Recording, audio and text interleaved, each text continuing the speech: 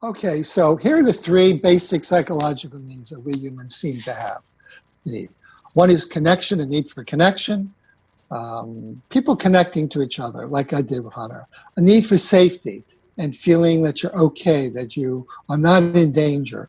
And three, a need for control, not being controlling, but having some sense that you're the master of destiny, you're the captain of the ship. You can make things happen. We now know from decades of research, from attachment theory research, human beings do much better in bonded, close relationships. We also know that animals, when separated, if they're touched and held, have an improved immune system and develop more normally. Infants left in orphanages, people in solitary confinement, people not touched, don't seem to do too well. So, and probably the reason for that is oxytocin.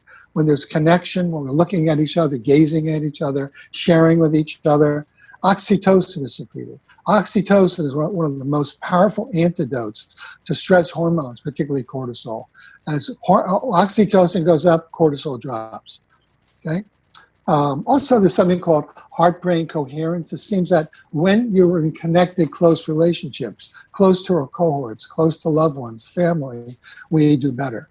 Peter Levine, who is a psychologist who does a lot of work in trauma and PTSD, talked about in his book, Eye of the Tiger, I think it is, Waking the Tiger.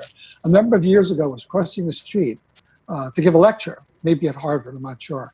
And anyway, as he's walking with his briefcase, thinking about his talk, he gets run over by a car. And he's lying there in the street thinking about, oh shit, I'm now going to go into trauma and PTSD.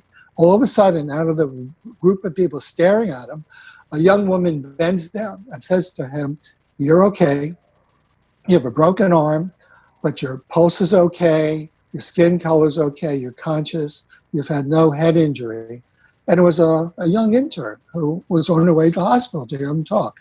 He said, as soon as she touched me, I felt my body calm down. I felt my whole neurology, my whole cortisol leave my body, and I knew I was not going to be traumatized. In fact, we know when people are traumatized, they often feel powerless, alone, and disconnected.